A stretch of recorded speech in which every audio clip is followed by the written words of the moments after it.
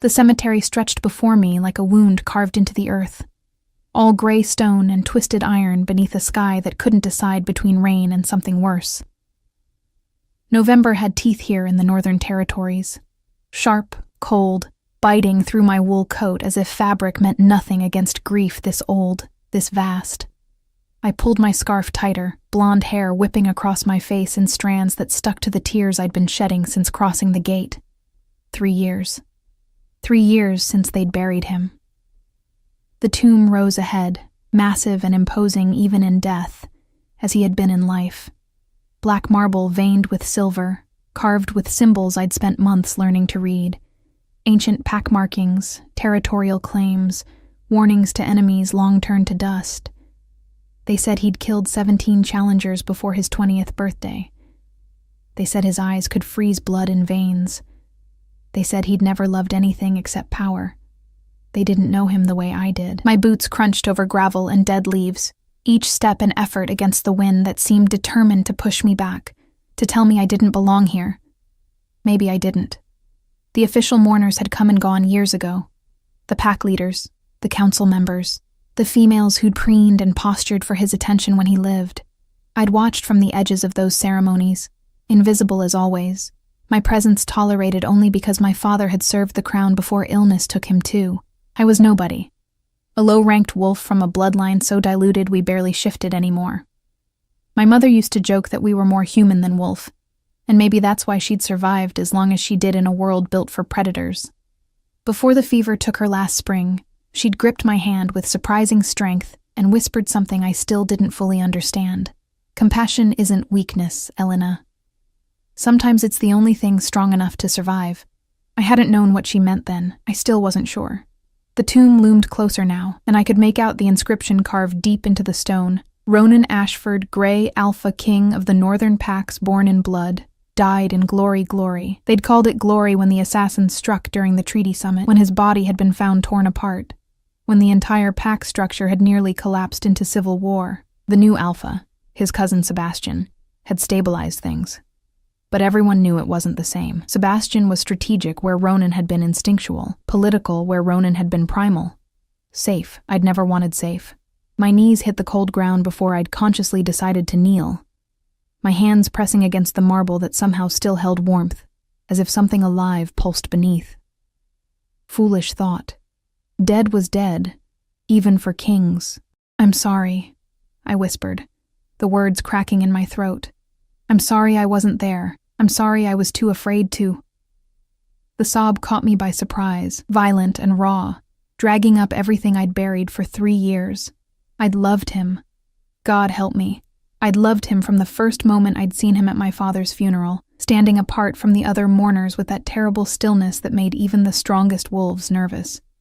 He'd looked at me, really looked, not through me the way everyone else did.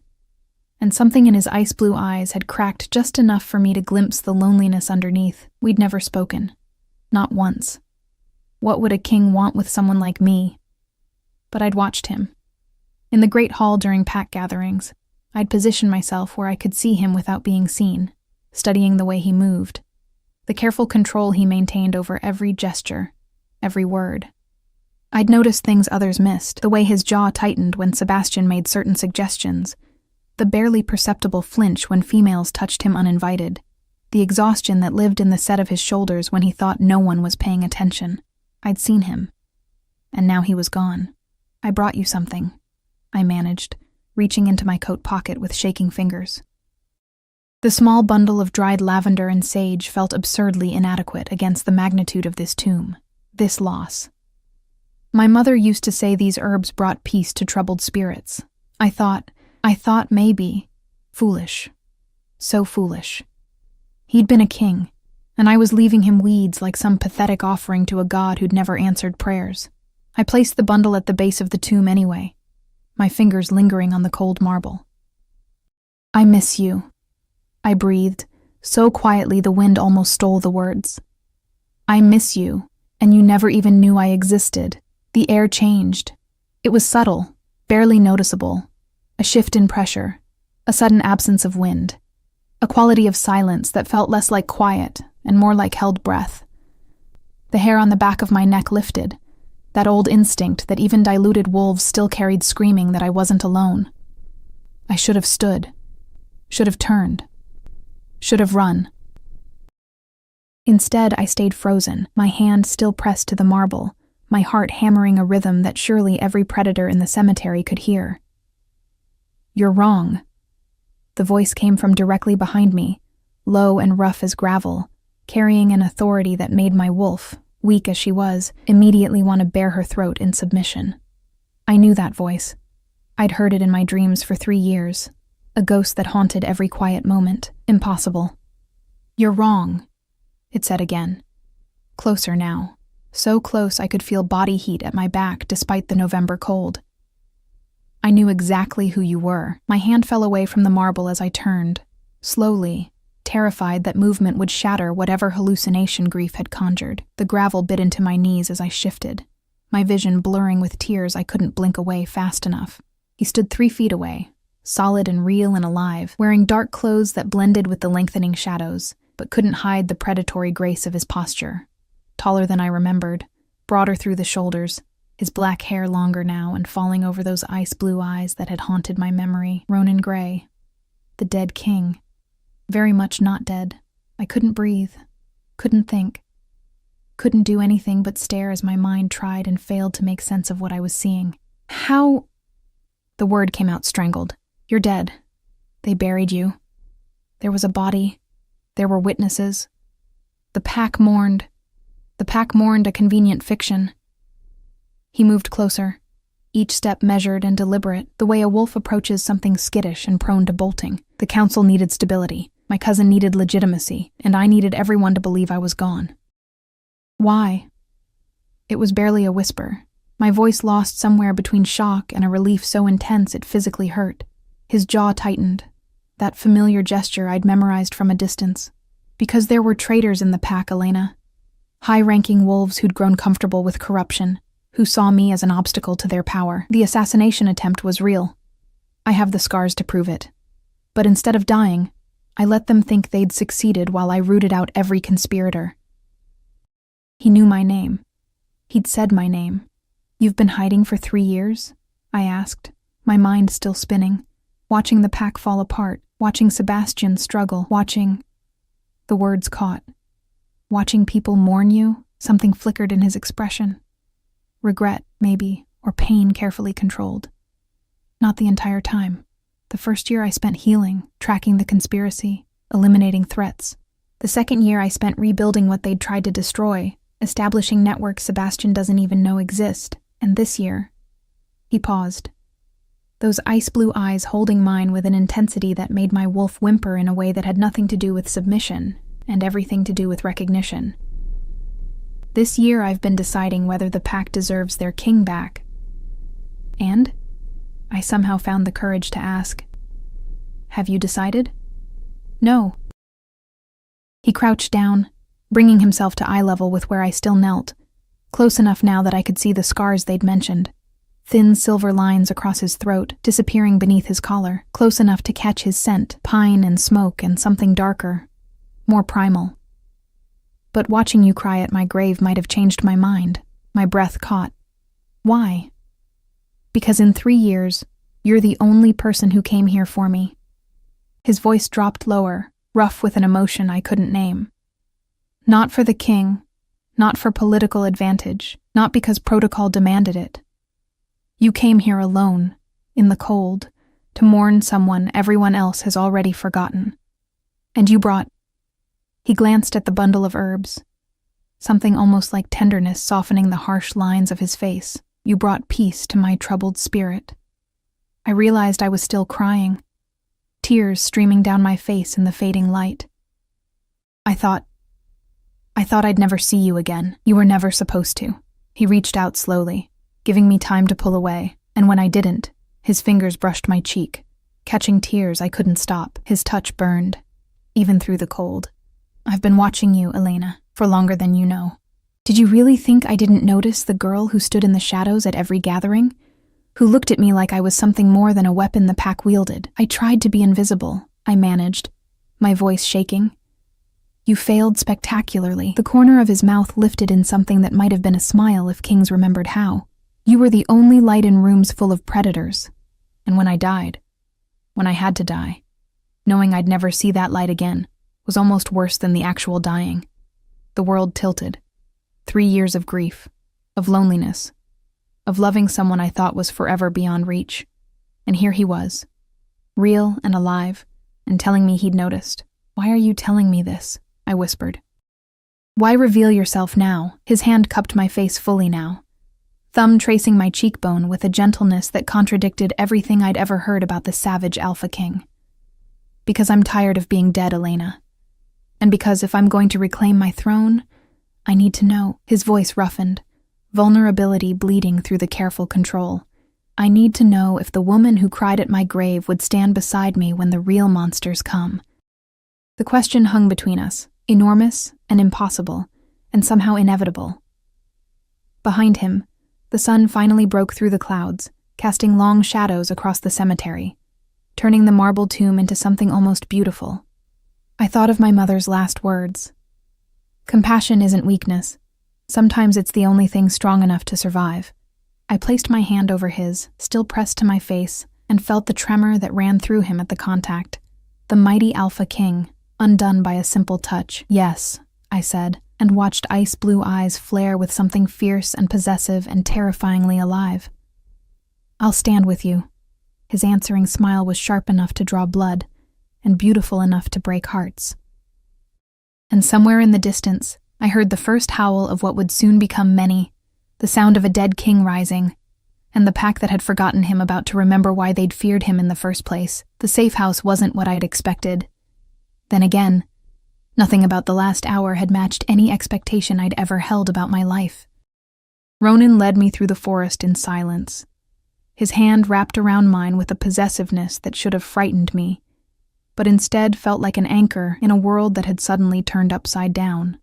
We moved quickly, his pace accommodating my weaker wolf, even as I sensed his impatience, the coiled tension in every line of his body. 3 years of hiding, of watching, of waiting, and I'd somehow become the catalyst for whatever came next. The cabin appeared through the trees like something from a half-remembered dream, small and unremarkable except for the wards I could feel humming in the air around it.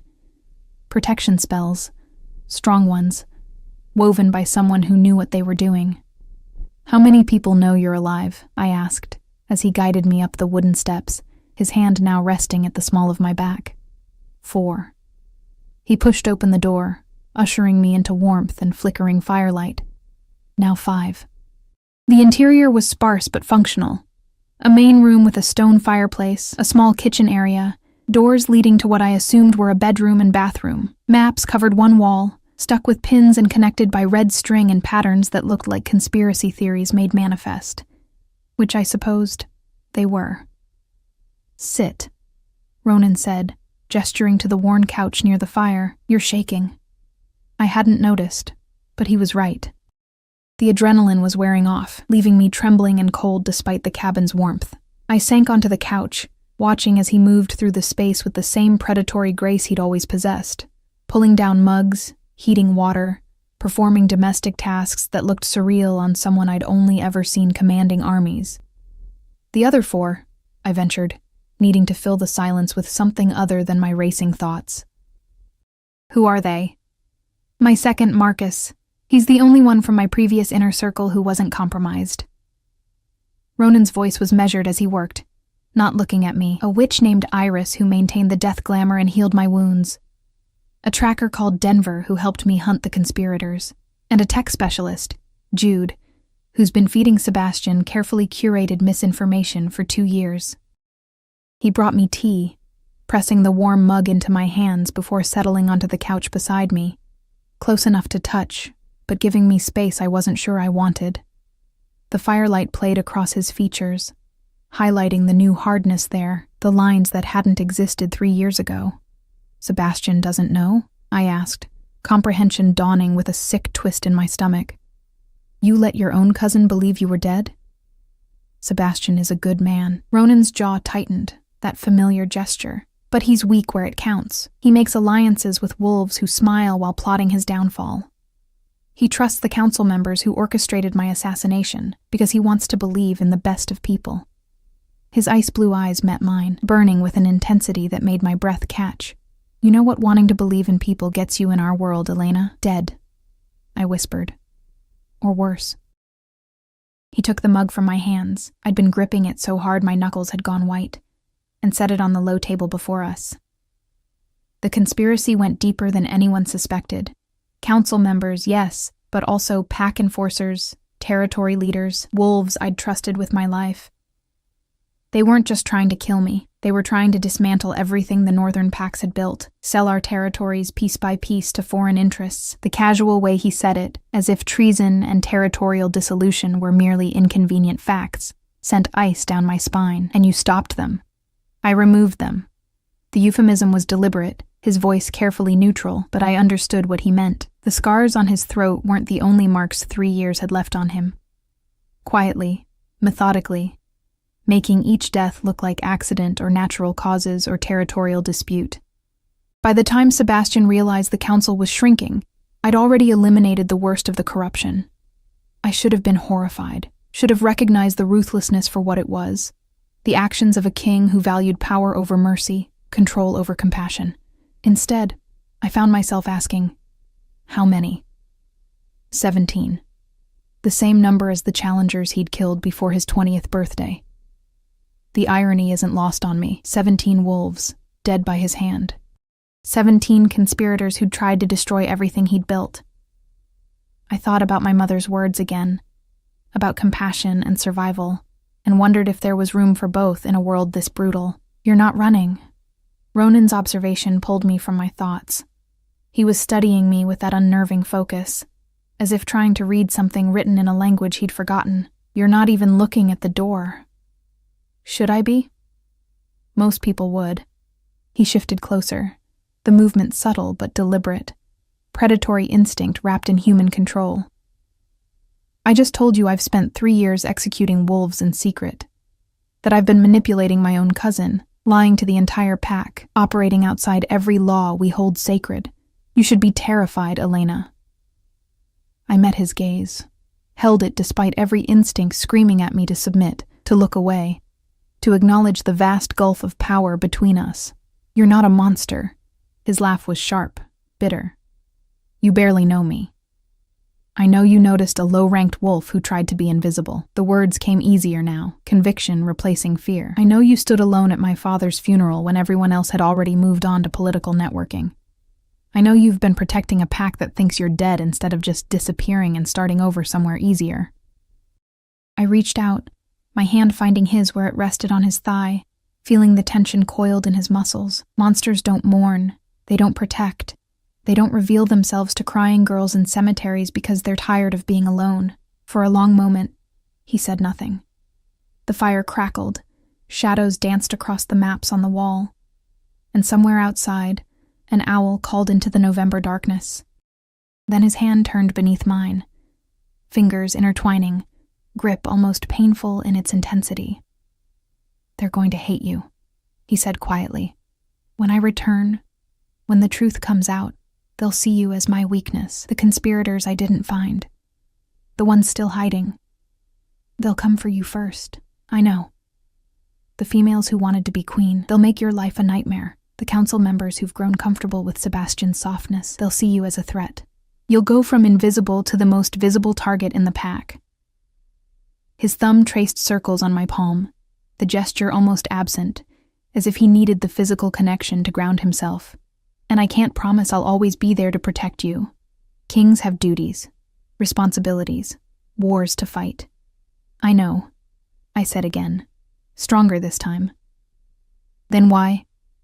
His voice roughened, cracked around the edges. Why would you choose this?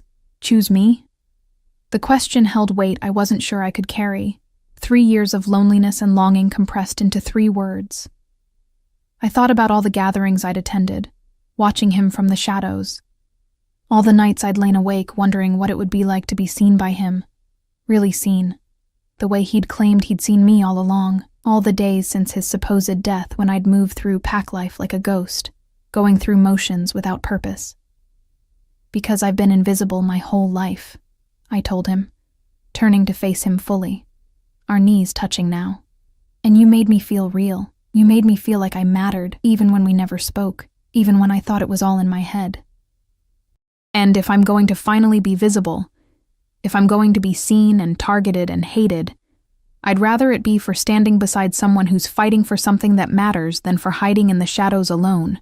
Something shifted in his expression, the careful control cracking to reveal raw emotion underneath, hope, maybe, or hunger, or a desperation that matched the ache in my own chest.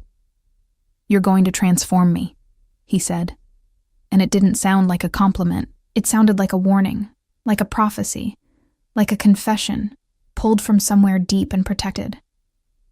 "You're going to make me soft, make me question, make me want things I trained myself not to need." "Good," I whispered, and watched his eyes flare brighter. "Because you're going to transform me too. Make me brave, make me strong, make me into someone who can stand in the light instead of the shadows." The kiss, when it came, wasn't gentle. It was 3 years of grief and longing and desperate hunger compressed into a single point of contact, his mouth claiming mine with a possessiveness that should have terrified me, but instead felt like coming home, his hand tangled in my blonde hair, tilting my head back to deepen the kiss, and I responded with equal fervor, fingers clutching at his shoulders, his neck, anything to pull him closer. When we finally broke apart, both breathing hard, his forehead rested against mine, ice blue eyes holding me captive. "We have 4 days, he said roughly. 4 days before I walk back into pack territory and reclaim my throne.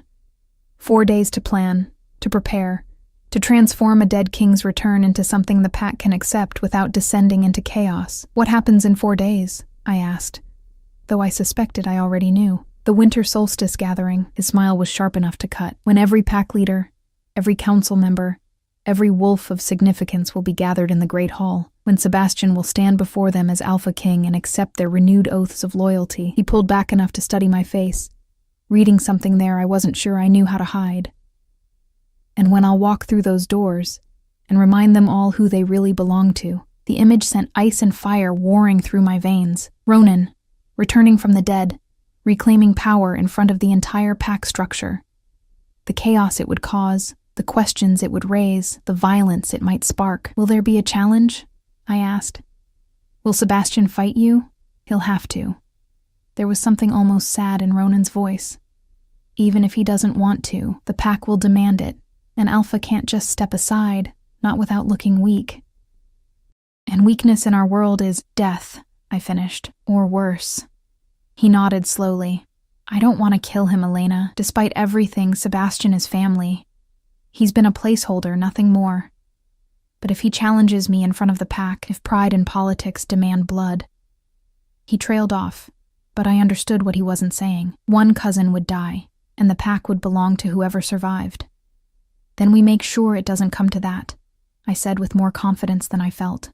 "We plan, we prepare, we find a way to make your return look like salvation instead of conquest. I stopped, realizing what I'd said. We, as if I had any say in pack politics, any influence over events that would shape territorial power for generations. But Ronan was smiling, real warmth breaking through the hardness for the first time since the cemetery. "We," he agreed, and the word sounded like a promise. "Starting now." He stood, pulling me up with him, and led me to the wall of maps and conspiracy threads. "These are the remaining threats," he said, pointing to red pins clustered around certain names. "Wolves I haven't been able to confirm as loyal or traitorous. Some are probably innocent, some are definitely not.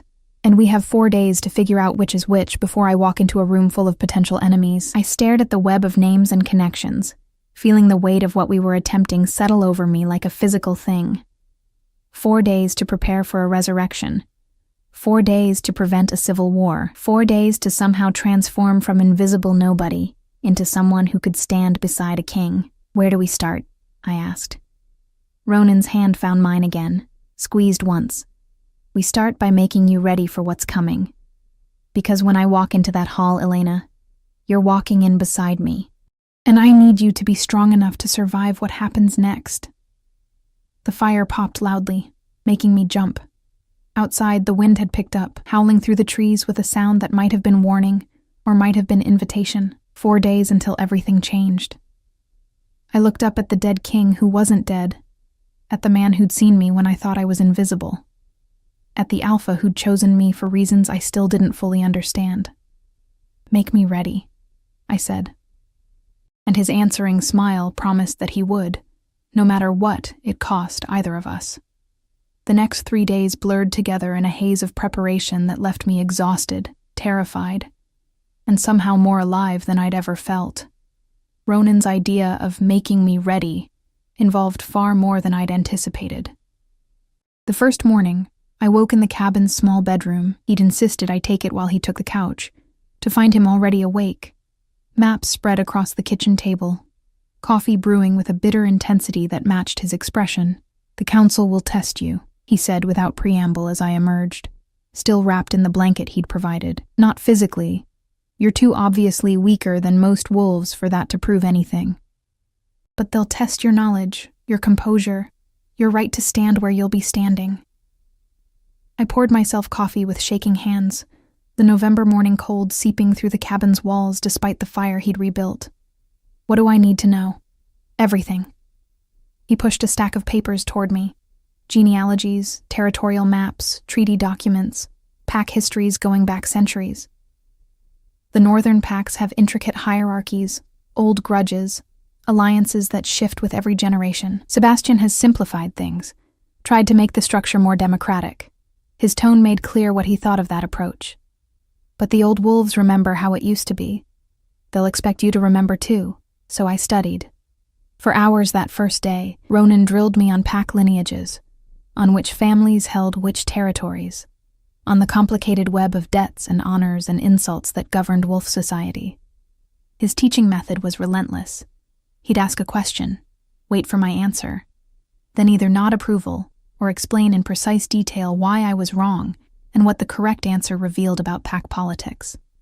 "The Crescent Moon Pack holds the eastern forests," I recited during one of his rapid-fire quizzes, my head pounding from information overload. "Their alpha is Vincent Cross, who has 3 sons and 2 daughters. The eldest son, Cameron, is engaged to the daughter of the Silver Pine Alpha, which created an alliance that threatens the territorial balance," Ronan interrupted, "because Silver Pine controls the mountain passes and Crescent Moon controls the trade routes. Together, they could strangle our economy if they chose to." He leaned back, studying me with that unnerving intensity. "What do you do about it?" I stumbled, my tired brain struggling to make connections. "I don't know. Separate them somehow? Break the engagement? Too obvious. They'd see it coming, and it would make enemies of both packs." He stood, moving to the maps on the wall with the restless energy that seemed to consume him whenever he stood still too long. "You create a better option. The second son, Garrett. He's ambitious, clever, currently wasted in his brother's shadow. You elevate him. Give him territory of his own carved from neutral lands. Make him powerful enough that Cameron's engagement suddenly looks like a liability to the Crescent Moon Pack instead of an asset." The elegance of it made my head spin. "You've already done this, haven't you? 2 years ago." A ghost of a smile. "Garrett now controls the northern crossing and owes his position entirely to me. When I return, he'll remember that debt." His eyes found mine across the small space. "This is how you survive in pack politics, Elena. Not through strength, but through strategy. Through understanding what people want, and making yourself the one who can provide it. Or take it away," I murmured, understanding dawning. "Or that." By the second day, my studies had expanded beyond mere facts. Marcus arrived near noon, a wolf in his 40s with gray-streaked dark hair and scars that told stories of battles survived. He looked at me with open skepticism, his gaze cataloging every weakness before he'd even spoken a word. "This is what you're bringing to the solstice?" he asked Ronan, not bothering to lower his voice or pretend I wasn't standing right there. "A low-ranked female who looks like a strong wind would break her?" I bristled, but Ronan's hand on my shoulder kept me silent. "This," Ronan said quietly, dangerously, "is Elena Winters, and she'll be standing beside me when I reclaim my throne. Do you have a problem with that, second? The title, spoken with absolute authority, made Marcus straighten instinctively. For a moment, tension crackled between the two males, a silent battle of wills that I could only observe. Then Marcus dropped his gaze, baring his throat in submission. No, my king. Good. Ronan's hand squeezed my shoulder once before releasing. Then teach her what she needs to know about the wolves who'll want her dead. What followed was perhaps more brutal than the academic lessons. Marcus walked me through every major player in pack politics with clinical precision, detailing not just their positions and allegiances, but their personal vendettas, their weaknesses, their methods of attacking perceived threats. Victoria Blackthorne, he said, pointing to a photograph pinned to the conspiracy wall. A stunning female wolf with midnight hair and eyes like amber flames. She wanted to be queen before Ronan's supposed death. She's currently Sebastian's most trusted advisor, which tells you everything about her political skills. She'll see you as competition and she doesn't fight fair. How will she come at me?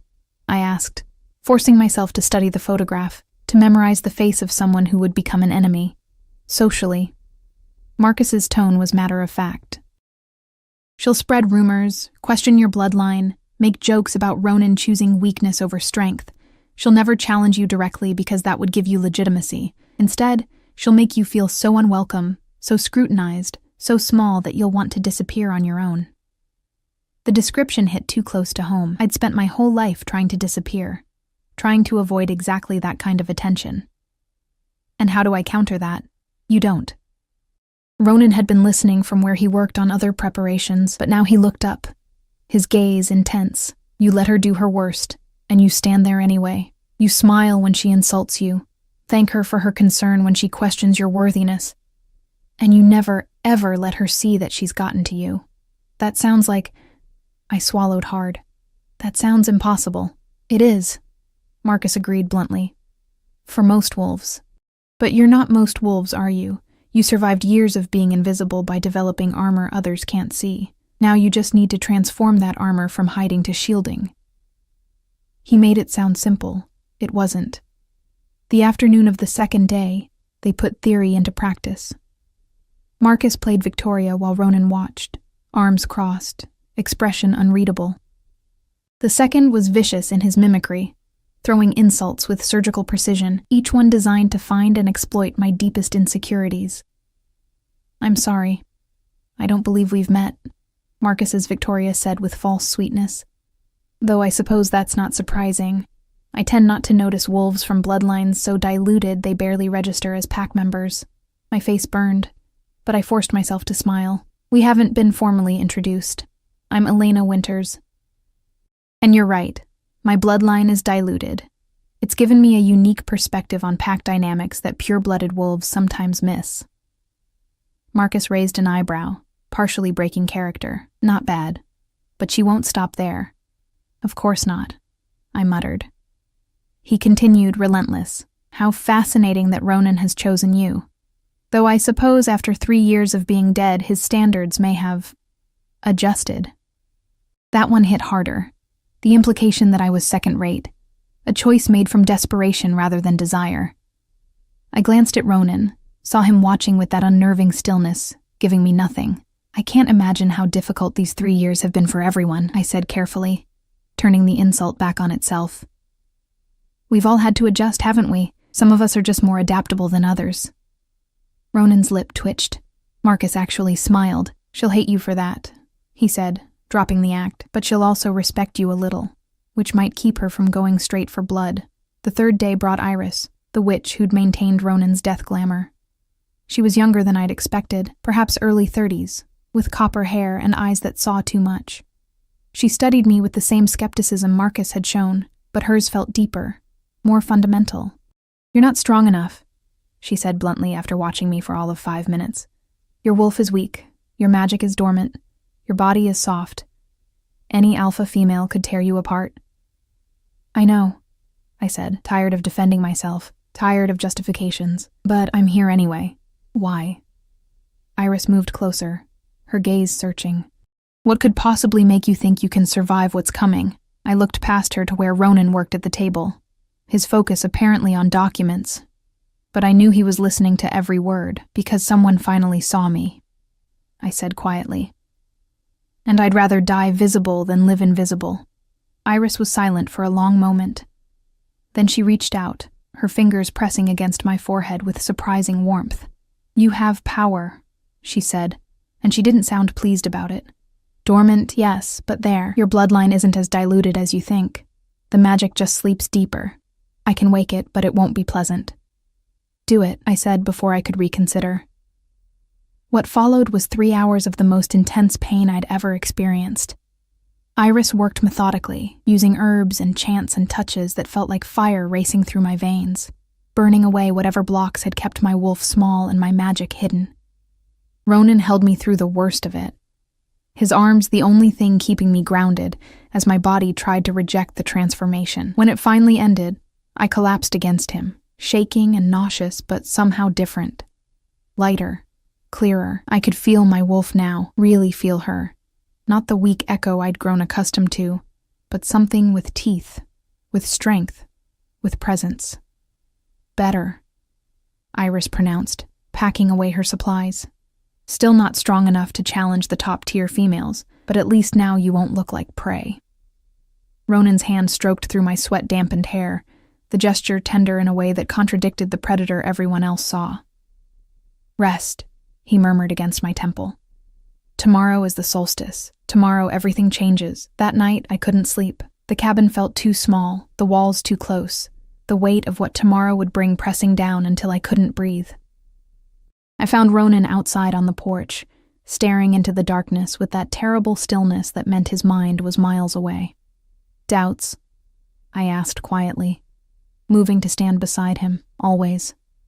He didn't look at me, his gaze fixed on something in the forest I couldn't see. I'm asking you to walk into a room full of wolves who will want you gone. To stand beside a king they think is a ghost. To help me reclaim a throne that might not be worth the blood it will cost. His jaw tightened. And I can't promise I can protect you from all of it. I know. Then you're braver than I am. I turned to face him fully, waited until he looked at me, or more foolish. But I've spent my whole life being careful, being safe, being invisible. And where did it get me? Alone. Grieving someone I never really knew. Trapped in a half-life that wasn't worth living. I reached for his hand, laced our fingers together, at least this way. If I fall, I'll fall fighting for something that matters. He pulled me against him, arms wrapping around me with desperate intensity. I'm going to make you a target, he said into my hair.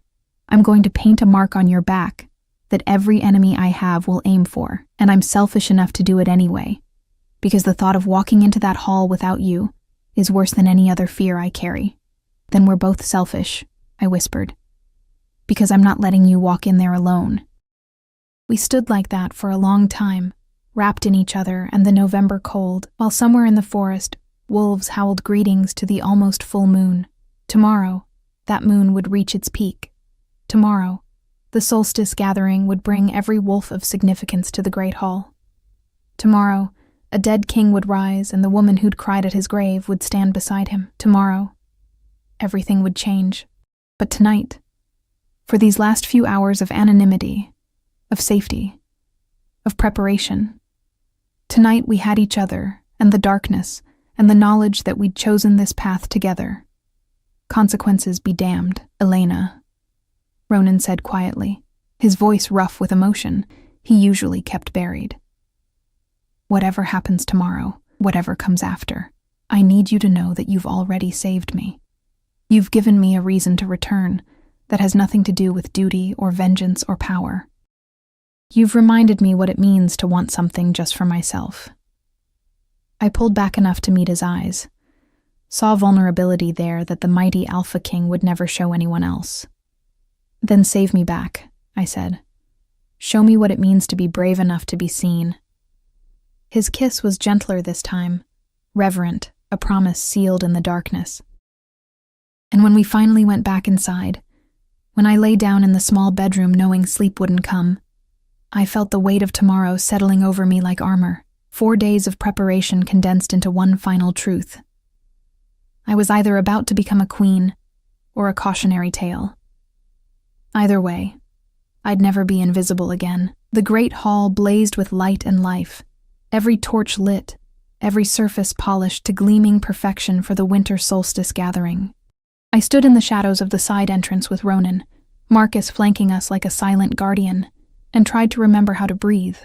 Through the partially open door, I could see hundreds of wolves packed into the massive space, alphas and their mates, council members in their formal robes, enforcers positioned strategically around the perimeter, lower-ranked pack members filling the galleries above. The air thrummed with power and anticipation, the collective energy of so many predators in one space making my newly awakened wolf whimper nervously.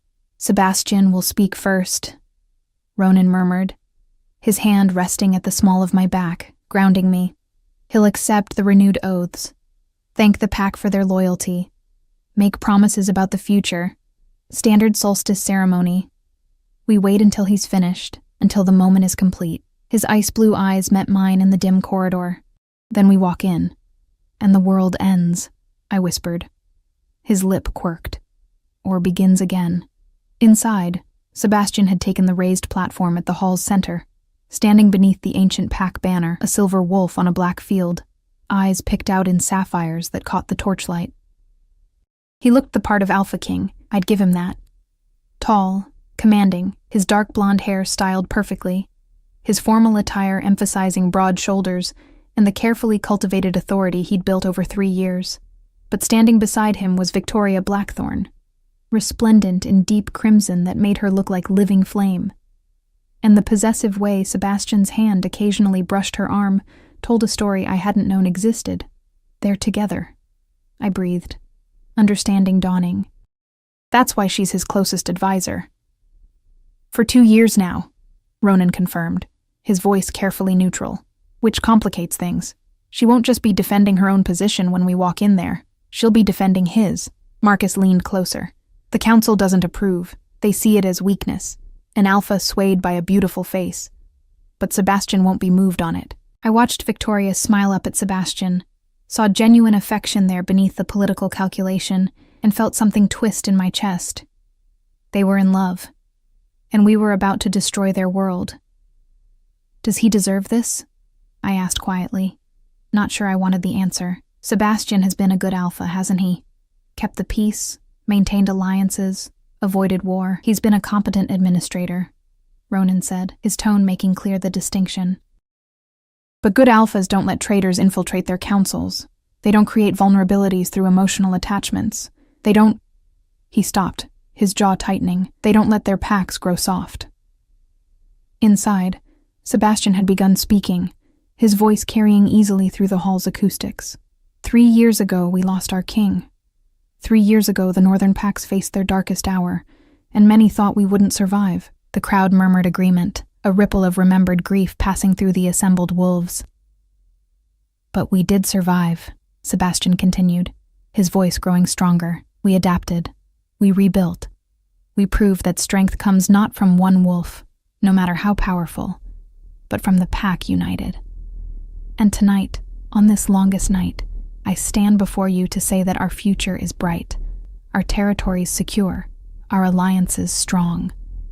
Applause filled the hall, genuine and warm. These wolves believed in him. They'd followed him through crisis and come out the other side intact. "We're going to break their hearts," I said, the realization settling over me like ice water. Ronan's hand tightened on my back. "We're going to save their lives. Sebastian's softness has created vulnerabilities he doesn't even see. The foreign interests that tried to buy our territories haven't given up. They've just gotten quieter, more insidious. In another year, maybe 2, they'll own enough council members to vote Sebastian out or worse." His gaze was iron. "I'm not letting that happen." Marcus checked his watch. 2 minutes. The oaths are next, then the closing blessing. After that, we remind them who they really belong to," Ronan finished. My heart hammered against my ribs as I watched Sebastian accept the first oath, a territorial alpha approaching the platform to pledge loyalty and resources. One by one, others followed. The ritual ancient, sacred, binding.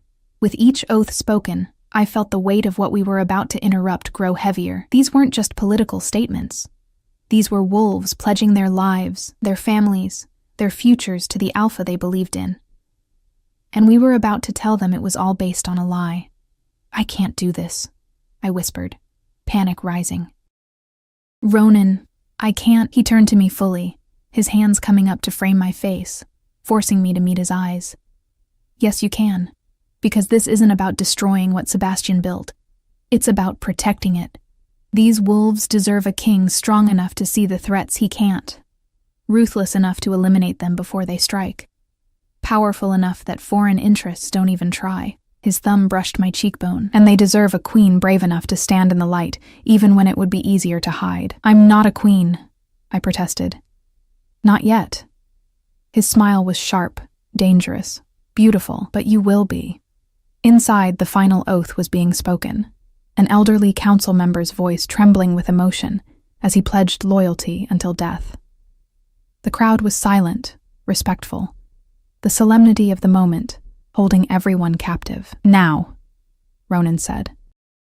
Marcus pushed the door open fully, the sudden movement and sound drawing immediate attention.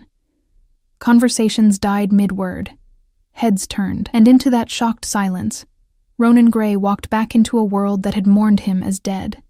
He moved with the same predatory grace I remembered, but there was something more now, an authority so absolute it seemed to bend the very air around him. Wolves instinctively moved aside, creating a path toward the platform where Sebastian stood frozen, his face cycling through shock, disbelief, and something that might have been joy before political calculation took over. I followed 2 steps behind and to Ronan's right, the position Marcus had drilled into me, close enough to show unity, far enough to show respect for his dominance. Every eye in the hall tracked our progress, and I could feel the moment they noticed me, the whispers starting like wildfire through dry grass. "Who is she? Why is she with him? Is that Elena Winters?" Victoria's face had gone white, her amber eyes wide with an emotion I couldn't name. She moved closer to Sebastian, protective, and I saw her hand drop to where a blade would be concealed beneath her formal gown. We reached the platform. Ronan stood at its base, looking up at his cousin with an expression I couldn't read. The silence had become absolute, hundreds of wolves holding their collective breath. "Hello, Sebastian," Ronan said, his voice carrying effortlessly through the hall. "I hope I'm not too late to renew my own oath." The shock broke like a dam. Voices erupted from every corner. Questions, accusations, demands for explanation. Several wolves shifted partially, instinct overriding control, the air filling with the musk of aggression and fear. Sebastian raised a hand, and gradually the noise subsided. His face had settled into careful neutrality, but I could see his mind working frantically behind his eyes. "Ronan," he said, and his voice only shook slightly. "We buried you. We mourned you. I accepted the crown because you were dead." "I know," Ronan's tone was almost gentle. "And I'm sorry for that deception. But it was necessary to root out the conspirators who'd infiltrated our council, our territories, our very pack structure. Conspirators who would have destroyed everything our bloodline built if I'd fought them openly." Murmurs rippled through the crowd again. I saw council members exchanging glances, saw certain wolves beginning to edge toward the exits.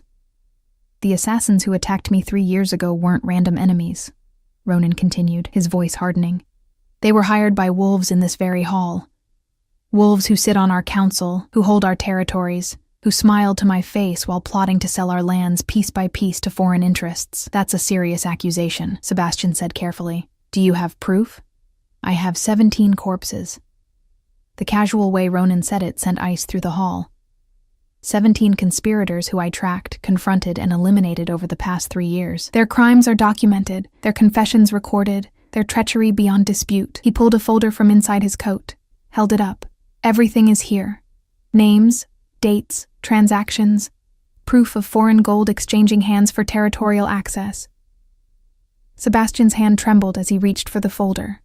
But before he could take it, Victoria moved, her blade suddenly visible, her body positioning between Sebastian and Ronan with lethal grace. "Convenient," she said, her voice cold as winter ice. The dead king returns with accusations against wolves who can't defend themselves because he's already executed them. How do we know you didn't just eliminate anyone who questioned your methods? How do we know you're not the real threat? The crowd's energy shifted, wolves picking sides without even realizing it. I saw Marcus tense beside us, saw enforcers throughout the hall moving into strategic positions. This could go wrong so fast. Ronan didn't even look at Victoria. His gaze stayed locked on Sebastian, and when he spoke, his voice carried absolute certainty. You know, cousin. You felt it. The wrong choices being pushed on you. The advice that served others' interests instead of the pack's. The subtle pressure to make alliances that weakened rather than strengthened our position. He paused. You're a good man, Sebastian, but good men don't always make strong kings. Sebastian's face crumpled slightly, pain breaking through the political mask. You let me think you were dead. You let me grieve. Let me struggle. Let me take a crown I never wanted, all while you were out there playing executioner and judge. Yes, Ronan said simply. Because the pack needed a king they could see while I hunted the monsters they couldn't. And because I needed to know who would remain loyal when the strongest wolf was gone. His gaze swept the hall, cataloging every face, every reaction. Some of you proved your honor, others... His eyes landed on specific wolves scattered through the crowd, and I saw several flinch. Others revealed exactly what you were worth. This is madness, Victoria spat. You can't just walk in here after 3 years and demand... I'm not demanding anything, Ronan's voice cut through hers like a blade. I'm reclaiming what's mine by right of blood, right of strength, and right of service to this pack. But I'm not Sebastian. I won't take it through words and politics alone. He finally looked at Victoria, and his smile was all teeth. If you want to challenge me, female, I'll face you right now, though we both know how that would end. Victoria's hand tightened on her blade, but she didn't move. Couldn't move. The difference in power between them was too vast, and every wolf in the hall could sense it. No? Ronan's gaze shifted back to Sebastian. Then perhaps the Alpha would like to make the challenge official. Sebastian stood there, the folder in his hands now, his expression anguished. Around us, the hall held its breath again, waiting to see if this would end in blood or surrender. I don't want to fight you, Sebastian said quietly. You're my family. He swallowed hard. You're my king. You always have been. The words hung in the air, heavy with grief and relief and resignation. But they'll demand it, Sebastian continued, gesturing to the crowd. They'll see it as weakness if I just step aside. Some of them might even challenge you themselves if they think you've grown soft during your absence. Let them try. Ronan's voice was iron wrapped in silk. I've killed 17 conspirators in 3 years. What's a few more challengers? Movement in the crowd. A large male stepping forward, his formal clothes barely containing the muscle beneath. I recognized him from my studies. Vincent Cross, Alpha of the Crescent Moon Pack, father to the sons Ronan had mentioned manipulating. I challenge, Vincent said, his voice carrying, for the right to question your claim, to examine your so-called evidence, to determine if you're fit to lead or just a ghost with delusions. The hall erupted again, half supporting the challenge, half calling it treason. I felt Ronan's hand find mine, squeeze once. Reassurance or farewell, I couldn't tell. Accepted, Ronan said calmly, as if Vincent hadn't just challenged him to potential death. He turned to me, his ice-blue eyes holding mine for a long moment. Wait here. Ronan, trust me. He released my hand, began removing his coat with deliberate movements. This won't take long. Marcus moved to my side as Ronan approached the center of the hall, where Vincent was already stripping off his formal shirt, revealing a physique built for combat. Should we be worried? I whispered. Only if you think Vincent has learned to fight in the 3 years since Ronan killed 14 wolves in a single night, Marcus said dryly. This is theater, Elena. Necessary theater to establish dominance, but theater nonetheless. The fight, when it began, was brutal and efficient. Vincent lunged with the confidence of a wolf who'd won dozens of challenges, his size and strength obvious advantages. But Ronan moved like water, like shadow, like something that existed between seconds. He avoided Vincent's attacks with minimal effort, not even bothering to counter until the larger wolf was breathing hard, frustration making him sloppy. Then Ronan struck. I'd read about his fighting style, heard the stories, but witnessing it was something else entirely. 3 moves, a feint, a strike to the throat that didn't quite connect, but made Vincent flinch, and a sweep that sent the larger wolf crashing to the stone floor with enough force to crack it. Ronan's hand wrapped around Vincent's throat, claws extended just enough to draw thin lines of crimson, his eyes blazing with dominance that made every wolf in the hall instinctively lower their gaze. "Submit," Ronan said quietly. "Or die. Choose quickly."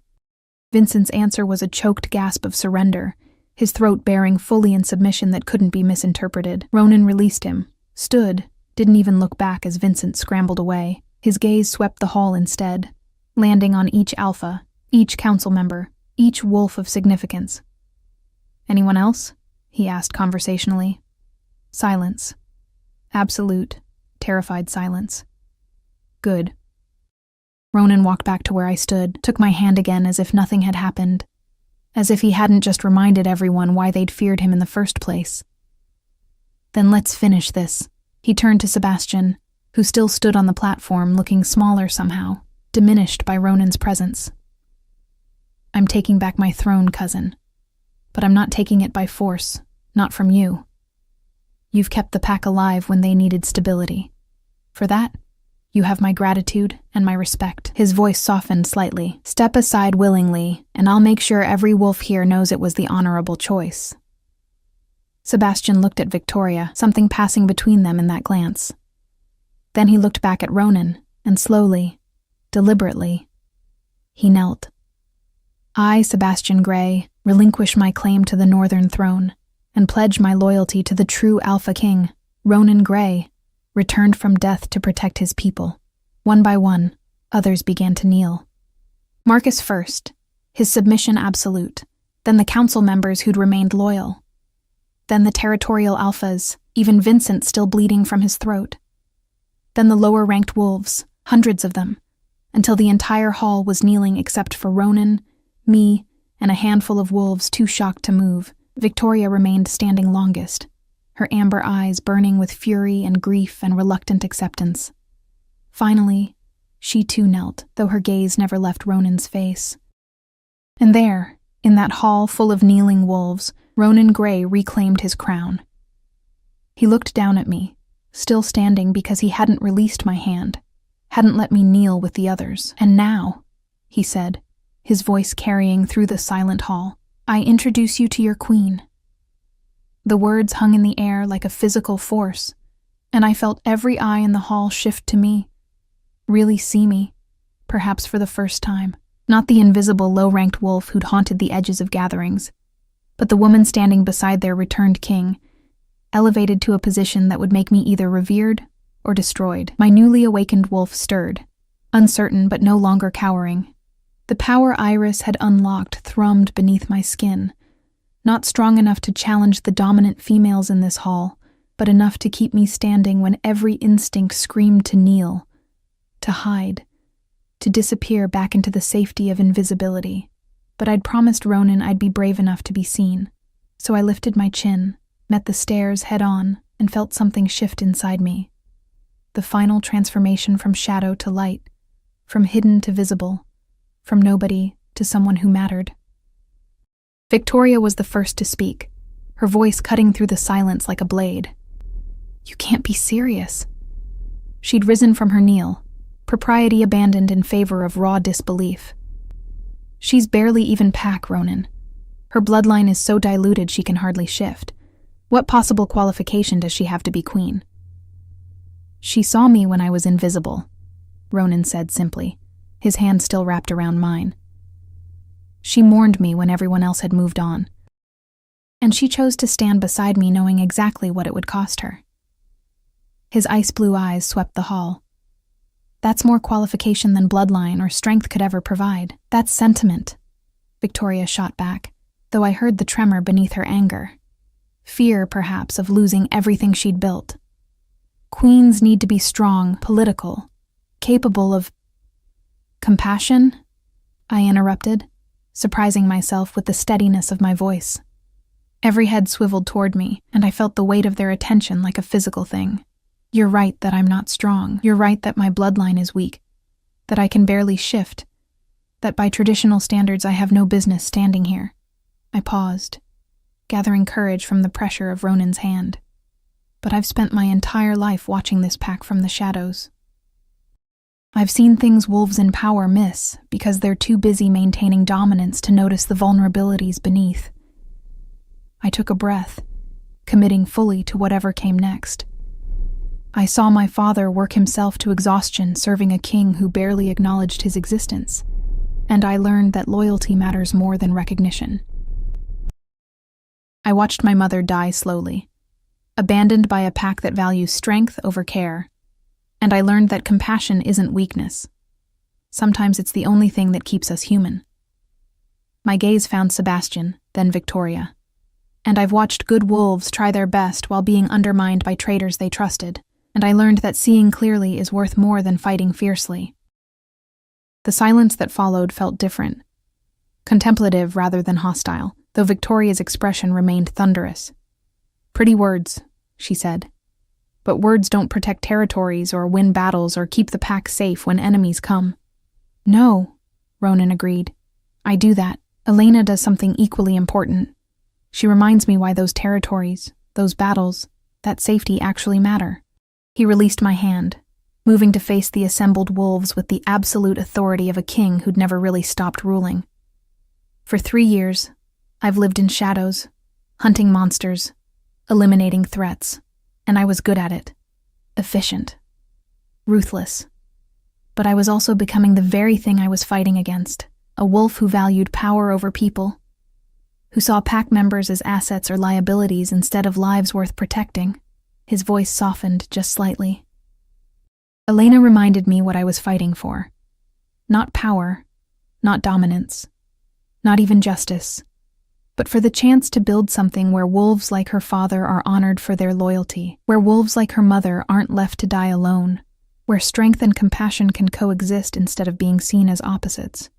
He turned back to me, and the expression on his face made my breath catch. Vulnerability and determination, and something that looked almost like hope. "She's not queen because she's strong. She's queen because she makes me better. And if this pack is going to survive what's coming, we need leaders who can be both ruthless and kind, both powerful and compassionate, both feared and loved." Marcus stepped forward then, his scarred face solemn. "I've served Ronan Gray for 15 years. I've seen him kill without hesitation, rule without mercy, and eliminate threats before they fully formed. And I've never questioned his strength or his commitment to this pack." He looked at me, something almost like approval in his eyes. "But in 3 days with Elena Winters, I've seen him become something more than a weapon. If she can do that, if she can remind our king of his humanity without diminishing his power, then she's exactly the queen we need." One by one, others began to speak. Garrett Cross, the second son Ronan had elevated, pledging his support with obvious calculation of political advantage. Council members who'd remained loyal during the conspiracy, expressing relief that their king had returned. Even some of the lower-ranked wolves, their voices hesitant but genuine, speaking about times I'd helped them, noticed them, shown them kindness when everyone else looked through them. I'd thought I was invisible, but apparently some people had been watching all along. Sebastian was the last to speak, rising from his kneel with Victoria's hand in his, their fingers intertwined in a gesture that spoke of solidarity and shared grief. "Ronan, I won't pretend this doesn't hurt. I won't pretend I'm not angry about the deception. The years of believing you were dead. The burden of a crown I never wanted." His voice roughened. "But I also can't pretend you're wrong. About the conspirators, about my weaknesses, about what the pack needs." He looked at me then, really looked, and I saw understanding in his eyes. "Elena, I'm sorry for every time I looked past you, every gathering where you went unnoticed, every moment the pack failed to value what you offered.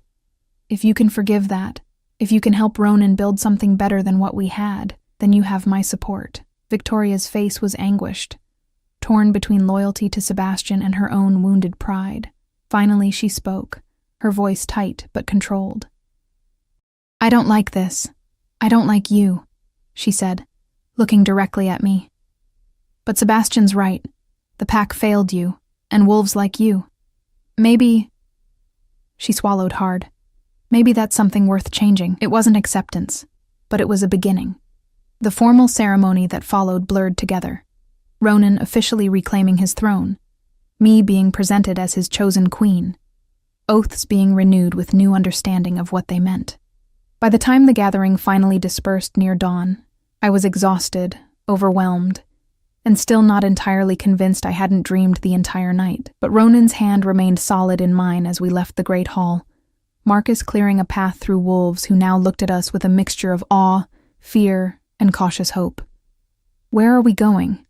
I asked, as he led me not toward the main pack house, but toward the forest paths I'd walked alone so many times. "Somewhere we can finally breathe," he said. We ended up at a clearing I'd never seen before, hidden deep in the northern woods where moonlight filtered through ancient pines and the air smelled of snow and possibilities.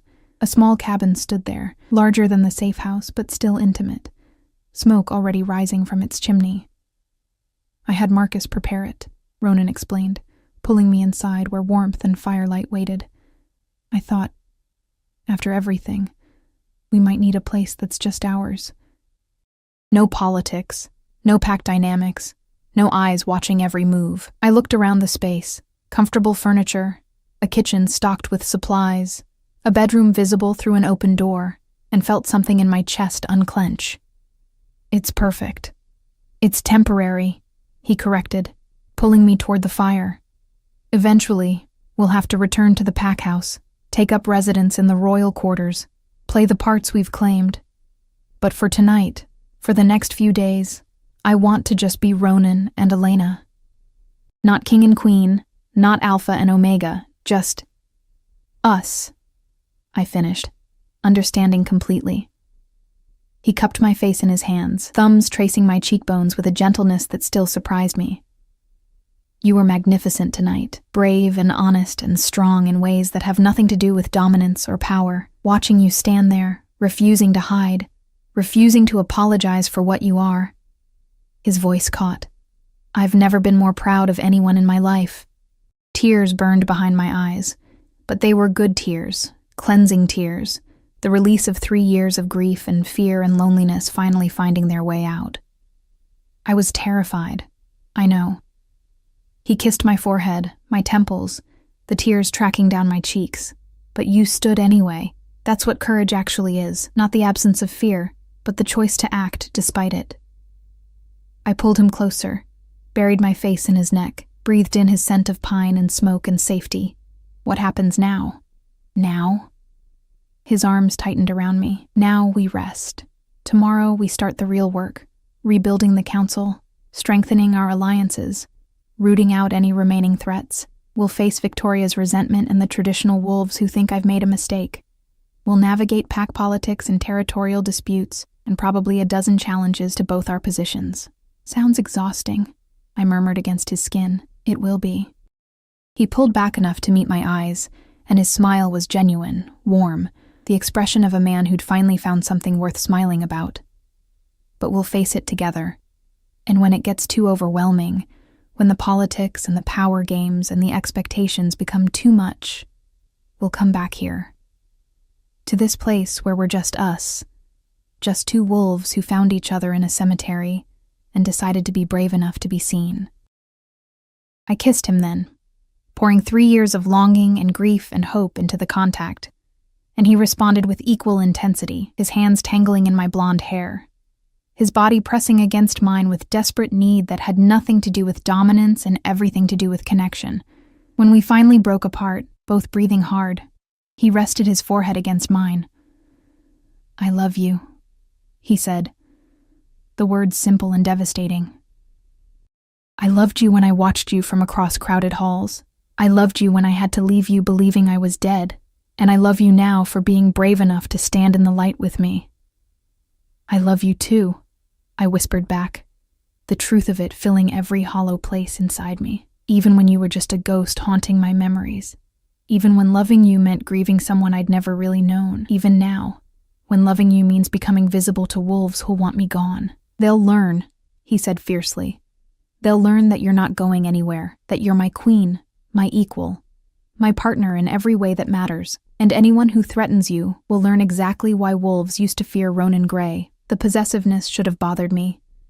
Instead, it felt like protection, like being valued enough that someone would fight for my right to exist in spaces I'd always been excluded from. We stayed like that for a long time, wrapped in each other in firelight, while outside the winter solstice night slowly gave way to dawn. The longest night of the year ending, light returning, new beginnings emerging from the darkness. I thought about my mother's words, about compassion being strong enough to survive. I thought about my father's loyalty, about invisible wolves finally being seen, about the power of choosing courage over safety. And I thought about the girl who'd cried at a king's grave, never knowing he was watching, never imagining she'd one day stand beside him as his queen. That girl was gone now, transformed into someone who could face Victoria's resentment and the council's scrutiny and the pack's expectations without flinching. Someone who understood that being seen meant being vulnerable, but that vulnerability honestly expressed was its own kind of strength. "Elena," Ronan murmured, drawing me toward the bedroom with gentle insistence. "Rest. Tomorrow we face the pack as their king and queen. But tonight we're just ours." I let him lead me, let him hold me as we lay down together in the soft bed, his arms wrapped around me like a shield against everything waiting outside this cabin, this moment, this perfect, temporary peace. "Thank you," I whispered into the darkness, "for seeing me, for making me matter." "You always mattered," he said against my hair. "I just gave you a stage big enough for everyone else to notice what I'd seen all along." And as sleep finally claimed me, safe and warm and loved in ways I'd never imagined possible, I smiled. The invisible girl had become a queen, and the dead king had come back to life. Together we'd face whatever came next, the politics and the challenges, and the wolves who'd never accept us. But we'd face it as equals, as partners, as two people who'd chosen each other despite every reason not to. The winter solstice had passed, the longest night had ended, and with the dawn came the promise of something neither of us had believed possible, a future where strength and compassion coexisted, where being seen meant being valued, where love was powerful enough to transform kings and queens and entire packs. It wouldn't be easy. Nothing worthwhile ever was. But standing in the light beside someone who loved me for exactly who I was, that was worth every challenge, every threat, every moment of fear. That was worth everything.